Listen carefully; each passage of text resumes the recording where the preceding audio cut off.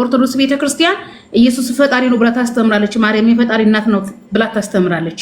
ይህን አስተምሮ ወንጌል ላይ ስናነበው አላገኘነውም። ከየት የመጣ ነው ለሚለው ጥያቄ ስንጠይቅ የኢየሱስን ፈጣሪነት ወንጌል ላይ ስናጣው ማርያም የፈጣሪ እናት ናት ተብሎ የተሰበከልን ወንጌል ስናጣው ስንጠይቅ ለዚህ መልስ ይሆን ዘንድ አከሌ እኮ በዚህ ዘመን አግብቷል። ጋብቻና መለኮታዊ ያስተምሮ በጭራሽ አይገናኝም። አንደኛ ነገር። ሁለተኛ ነገር እኛ ያለነው በአንደኛው ክፍለ ዘመን የሰው ልጅ 8 ቢሊየን የሚጠጋበት ዘመን ላይ ነው። የሰው ልጅ እጅግ ከመብዛቱ የተነሳ አንድ ሰው በ40 ዓመቱ ሚስት አያገባም፣ ባልም አያገባም። ኦኬ፣ ምክንያቱም የሰው ልጅ እየበዛ ነበረ። ከዛሬ 1500 ዓመት በፊት ግን ሰዎች በቁጥር በጣም ጥቂቶች ናቸው። ኃላፊነትን የሚወስዱት በትንሽነት ናቸው ነው።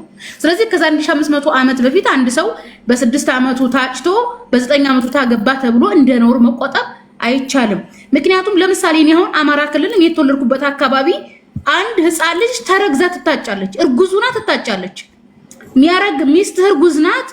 ሴት ከሆነ የምትወልደው ልጅህን ለልጄ ይላል። የኛ ሀገር ሰው ማለት ነው ታውቃለህ፣ ልጅህን ለልጄ ይላል። ስለዚህ ድሮ የነበረው አስተሳሰብና አኗኗር አሁን ካለው ጋር መነጻጸር አይቻልም።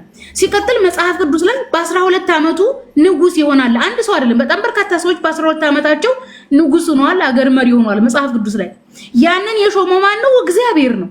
ይሄን ብቻም ሳይሆን ለምሳሌ ማርያም በመካከለኛው ምስራቅ በአይሁድ ምድር በፍልስጤም ምድር የነበረች በከነዓን ምድር የነበረች ሴት ናት። እንደ በዚህ ምድር ላይ የመጀመሪያዋ ቤተክርስቲያን ማናት? ካቶሊክ ናት። እንደ ካቶሊክ ኢንሳይክሎፒዲያ ማርያም የወለደችው በ12 ዓመቷ ነው። ስለዚህ ማርያም በሰዓቱ በ12 ዓመቷ ጾታዊ ግንኙነት የምታደርግል የወለደች አንድ ሰው በ12 ዓመቱ ወለደ ብሎ ማለት በ9 ዓመቱ አግብቷል ማለት ነው። ስለዚህ የምናስተያየው ከዘመኑ ጋር ነው እንጂ ካሁን ጋር አይደለም። ደግሞ አንድ ማህበረሰብ አለ። ይሄን ብቻም ሳይሆን ለምሳሌ ወደኛ ሀገር ወደ ኢትዮጵያ ስንመጣ አጼ ምኒልክ በ12 ዓመታቸው ነው የነገሱት። ታውቃለህ? አጼ ምኒልክ የኢትዮጵያ አሁን ላይ በጣም ታዋቂ ንጉስ ናቸው። እንግዲህ የሚጣላቸውም አለ የሚወዳቸውም አለ። ነገር ግን አጼ ምኒልክ ለምን በ12 ዓመቱ ንጉስ ሆነ አይባልም። የአጼ ምኒልክ ልጅ ዘውዲቱ በ6 ዓመቷ ነው የተዳረችው። ይሄንን ትዳር ያዳዳረችው የኢትዮጵያ ኦርቶዶክስ ተዋሕዶ ቤተክርስቲያን ናት። ሰርጉን ደግሳ በተክሊል ያዳዳረችው ታውቃለህ? በቁርባን በተክሊል ታዳድር ነበር የኢትዮጵያ ኦርቶዶክስ ተዋሕዶ ቤተክርስቲያን። የ6 ዓመት ልጅ የምናምን ዓመት ልጅ ማለት ነው። ክልክል አይደለም። መጽሐፍ ቅዱስ ላይ በ9 ዓመት አታግቡ፣ በዝንድ አታግቡ አይልም። እግዚአብሔርም አልከለከለም፣ ኢየሱስም አልከለከለም፣ ቤተክርስቲያንም አልከለከለችም።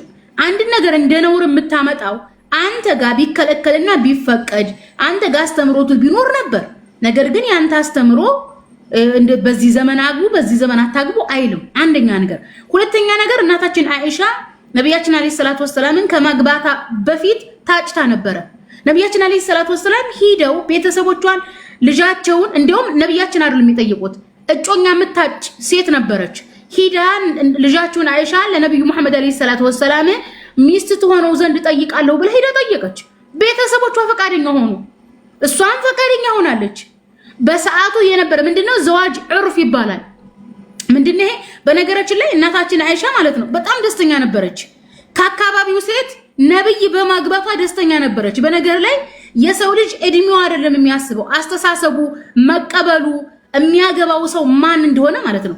በዚህ ዘመን የ17 ዓመት ልጅ፣ የ16 ዓመት ልጅ፣ የ15 እና የ14 ዓመት ልጅ ለሀብታም ለሆነ ለታዋቂ ሰው ብትድራቸው እድሜ ትንሽ ነው አትልም። የ14 ዓመት ልጅ አከለ ታዋቂ ብታገባ ሄዳ ታገባለች። ባገባኝ ብላ ትሄዳለች።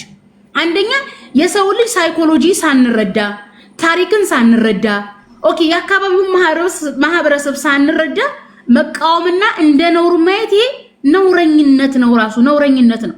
እናታችን አይሻ ቋቋን ራሱ እኔም ጥያቄንም ስላላልሽኝ ጥያቄ እናታችን አይሻ ቆይ ፕሊስ አንድ ጊዜ ይኸውልህ፣ እናታችን አይሻ ደስተኛ ነበረች፣ ጀግና እናት ነበረች። እዚህ ዓለም ላይ በጣም በርካታ ብዙ ሃይማኖቶች አሉ። እነዚህ ሃይማኖቶች በሴት የተላለፈ መንፈሳዊ ትምህርት የላቸውም። ነገር ግን እናታችን አይሻ ነብያችን መሐመድ አለይሂ ሰላቱ ወሰለም ኮትኩተው ነው ያሳደጓት። ሚስትም ሳትሆን አስተምሯታል፣ መምህሯ ነበሩ። ስለዚህ እናታችን አይሻ መምህር ነበረች።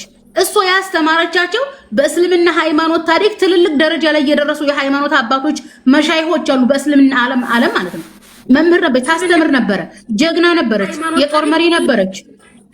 ታውቃለህ እንደዚህ አይደል? እንዴ በክርስትና ላይ ስንሄድ ማለት ነው ክርስትና ቤተክርስቲያን ውስጥ ስንሄድ ካቶሊክ ብትለው ኦርቶዶክስ ብትለው ፕሮቴስታንት ብትለው ከሴት የተላለፈ ትምህርት የለም። መጽሐፍ ቅዱስ ላይ ከሴት የተላለፈ ትምህርት አለ የለም። ጳውሎስ ራሱ ኢየሱስ ተገለጠልኝ ብሎ ሲመጣ ለማርያም አንዲት ብጣሽ ወረቀት እንኳን አልጻፈላትም። ምክንያቱም ጳውሎስ አይሁድ ነው። አይሁድ ደግሞ ሴትን አያከብርም። እንኳን ሴት ሃይማኖት ልታስተምር ማለት ነው። እናታችን አይሻ ግን በሰው ልጅ የህይወት ታሪክ ከ2000 በላይ ሐዲሶችን ዘግባ ለህዝብ አስተላልፋለች። በፖለቲካ፣ በማህበራዊ፣ በጋብቻ በሁሉም የህይወት ዘርፍ ሊጠቅመን የሚችል ትምህርት አስተላልፋለች። ከማየት ተማረችውን ከነብዩ መሐመድ አለይሂ ሰላቱ ወሰለም የተማረችው ነብዩ መሐመድ አለይሂ ሰላቱ ወሰለም እናታችን አይሻን በዚህ ዓለም ላይ በሰው ልጅ የህይወት ታሪክ ስሟ የሚጠቀስ ሴት ነው ያደረጓት። ነብያችን መሐመድ አለይሂ ሰላቱ ወሰለም አይሻን በማግባታቸው አይሻ እድለኛ ሴት ናት። በዚህ ዓለም ላይ ትምህርት በማስተማር ስሟ የሚጠቀስ ሴት ናት። ማርያም ግን የኢየሱስ እናት ናት ከመባል ውጭ ምን አስተምራለች? አስተምራለች? አሁን አንተ ከማርያም ትምህርት ተላልፎልሃል? አልተላለፈልህም። አንዲት ብጣሽ ፊደል አላስተላለፈለችልህም ማርያም ማለት ነው። እንዲያውም ማርያም የፈጣሪ እናት ናት ያሉት ቄስና መነኩሴ ናቸው እንጂ ኢቭን ማርያም እኔ የፈጣሪ እናት ነኝ ብላ እውቅና አልሰጠችም። ከማርያም እውቅና ውጭ ነው ቤተክርስቲያናት ሲያወሩ የሚኖሩት። እኛ ግን ከአይሻ እውቅና ውጭ አይደለም። አይሻ ራሷ ያስተላለፈችውን ነው የምንነግራችሁ ታሪክ ስለ ጋብቻዋ፣ ስለ ህይወቷ፣ ስለ ትዳሯ፣ ስለ ነብያችን አለይሂ ሰላቱ ወሰለም ስለነበራት ፍቅር ስትናገር እንዲያውም ማለት ነው አይሻ ስትምል በመሐመድ አምላክ እምላለሁ ትል ነበረ። ለነብያችን ካላት ፍቅር የተነሳ አሁንም እያደመጥሽ አይደለም። ብቻ አሁን እኮ አይደለም ብቻ እኮ ይኸውልህ ምን አለ መሰለህ አሁን ክርስትናን ትክክለኛ ለማስባል ሐሰተኛ ሃይማኖታችሁን እውነተኛ ለማድረግ ለመደበቅ እንዲመቻችሁ የአይሻን ጋብቻ ተነሳላችሁ። አይሻ ብሎ ማለት ጀግና ሴት ናት። ጀግና መምህር እኔ እኮ አይሻ ነውን አላንቋሽሽኩም፣ ምንም አላልኩም። ማንቋሸሽ አይደለም እኮ ማንቋሸሽ አይደለም። ቆይ ተረጋጋ ወገናችን። ቴንኪው እሺ ጀም ማንቋሸሽ አይደለም። ስለዚህ እናታችን አይሻ ላይ የምትዋሹት ውሸትና እናታችን አይሻ ጋር የምትደበቁት ይሄ መደበቅ ራሱ ክርስትናን አላዳነውም።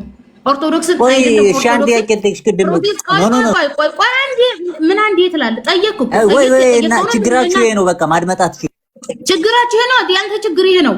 ኦርቶዶክስን ለማዳን የአይሻን ታሪክ አመጣ። ኦርቶዶክስ እንኳን አይሻ ቻው ኦርቶዶክስ እንኳን በጣም ነው የምትፈሩ። እንደዚህ ለምን እንፈራለን? ምን አስፈራ? ነገርኩህ እኮ ኦርቶዶክስን